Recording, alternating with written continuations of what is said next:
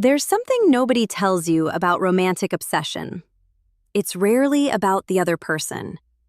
You can be completely fixated on someone, replaying conversations, analyzing every text, lying away, constructing imaginary futures with them, and it has almost nothing to do with who they actually are. Because obsession doesn't need a worthy object, it just needs a vacuum to feel. Romantic obsession doesn't emerge randomly. It tends to take root specifically in people whose lives lack what researchers call self-concordant goals. Pursuits that feel genuinely meaningful, align with who you are, and worth getting out of bed for. When that's missing, when your days feel hello, directionless, or quietly unfulfilling, the mind does what it always does with empty space. It fills it. And a person, especially an unavailable, uncertain, unresolved one, is the perfect thing to fill it with because they give you a project, a story, something to analyze, obsess over, and hope for. That is infinitely more stimulating than facing the emptiness underneath. Here is what I've seen consistently in my work with clients. Obsession is a distraction strategy. A sophisticated, unconscious way of avoiding the harder question, which is, what is actually missing in my life, and why am I not building it? Because it's far easier to spend 3 hours analyzing why they haven't texted you back than sit with the quiet discomfort of a life that doesn't feel like yours.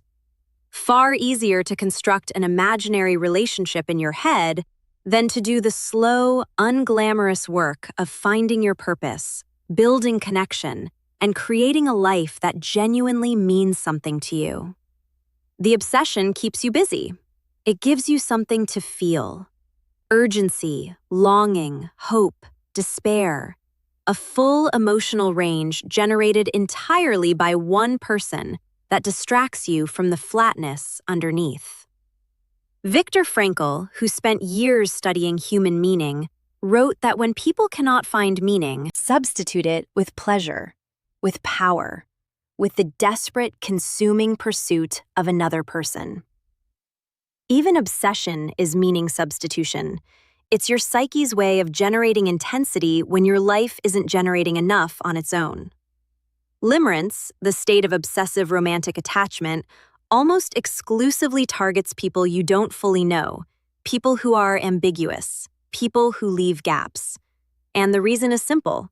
When you don't have enough information about someone, your mind fills in the blanks, and it doesn't fill them noodly.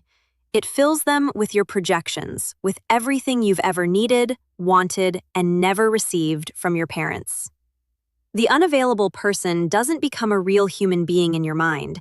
They become a symbol for every unmet need, every unhealed wound, every part of you that's still waiting to be chosen. This is why the obsession collapses the moment you actually get to know them. Because once you have enough reality, the projection dissolves and you realize you are never in love with them. You're in love with what they represented to you. And what they represented was never the solution to your own internal emptiness. Limerence has an internal logic. The person you become obsessed with was carrying something, or appear to be carrying something, that your own life was missing. And if you look closely enough at the projection, it becomes one of the most precise diagnostic tools available to you. Ask yourself honestly, what do they represent? Adventure, safety, passion, belonging. Whatever quality you are projecting onto them is the quality your own life is asking you to cultivate. Not through another person, but within yourself and within the life you're actually building. This is the real work that obsession is pointing you towards. Obsession can actually be a compass, not the pursuit of the person, but the honest confrontation with the gap between the life you're living and the life you actually want. Between who you've been performing and who you actually are. Between the need you've been outsourcing for romantic fantasy and the needs you could if you were willing to do the hard thing, start meeting yourself. The moment you start building something that genuinely matters to you, start showing up as someone you actually recognize. Start filling your life with real purpose, real connection, real investment in who you're becoming. The obsession quietly loosens its grip because the fancy it was feeling has finally been claimed by something real. You stop needing the fantasy when your life becomes something you don't need to escape from. If you want to learn more about how to find love in 2026 and find a healthy, fulfilling relationship, not an unavailable one you're obsessing over, I have Creating the Finding Love course, and you can find more details in the description below. Lots of love!